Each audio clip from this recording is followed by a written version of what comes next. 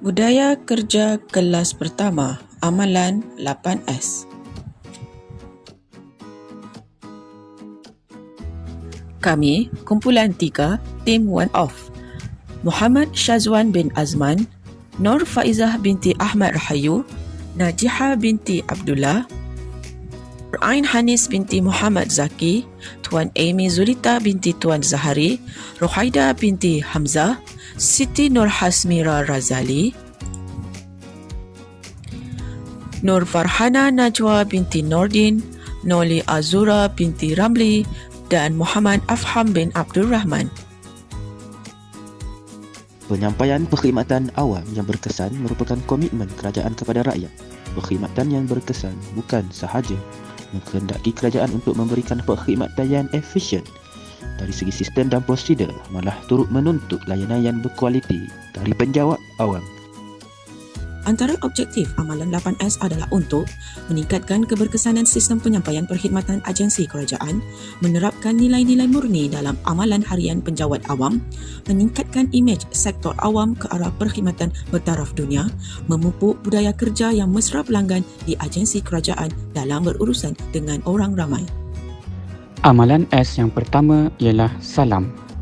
Salam merupakan pemula bicara dan penjawat awam perlulah memberi salam untuk memperkenalkan diri apabila mula berkomunikasi dengan pelanggan agar pelanggan berasa selesa untuk melakukan sebarang urusan, iaitu dengan cara memberikan ucapan salam dengan nada lembut dan sopan, membalas salam dengan mesra, memperkenalkan diri dengan memberitahu nama.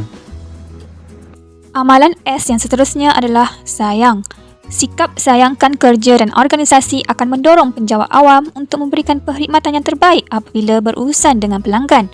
Penjawat awam yang sayangkan organisasi akan memastikan pelanggan mendapat kepuasan daripada khidmat yang diberikan. Amalan sayang boleh dilakukan dengan cara menjalankan tanggungjawab dengan amanah, menjaga perilaku dan disiplin sepanjang masa, mengamalkan sikap terbuka seperti menegur sesama penjawat awam, sikap profesional dan mengikut etika ketika menjalankan tugas. Amalan 8S yang ketiga ialah segak merujuk kepada keterampilan diri seseorang penjawat awam ketika menjalankan tugas. Yang pertama, memastikan pakaian sentiasa bersih dan kemas. Yang kedua, memakai pakaian yang lengkap ketika menjalankan tugas. Yang ketiga, memakai pakaian yang sesuai mengikut masa dan tempat. Dan yang keempat, menunjukkan keyakinan ketika menjalankan tugas. Seterusnya adalah sifat segera. Sifat segera ataupun sense of urgency perlu wujud dalam setiap diri penjawat awam. Ini memberi perhatian kepada pelanggan tanpa berlengah. Yang kedua, menjawab telefon dengan segera. Dan yang terakhir, mengambil tindakan mengikut keutamaan serta peraturan yang telah ditetapkan. Sempurna ialah perkhidmatan yang lengkap dan memenuhi kehendak pelanggan.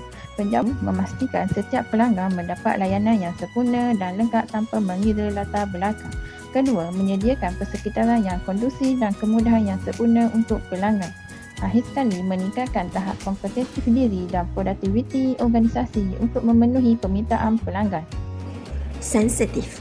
Sikap sensitif dan prihatin terhadap keperluan pelanggan perlu diamalkan oleh penjawat awam, mengetahui profil pelanggan, mengambil tindakan mengikut kesesuaian, memastikan maklumat yang diberikan adalah tepat dan betul, serta mempunyai sikap menghormati dan mengutamakan pelanggan serta prihatin, peka, responsif terhadap keperluan pelanggan.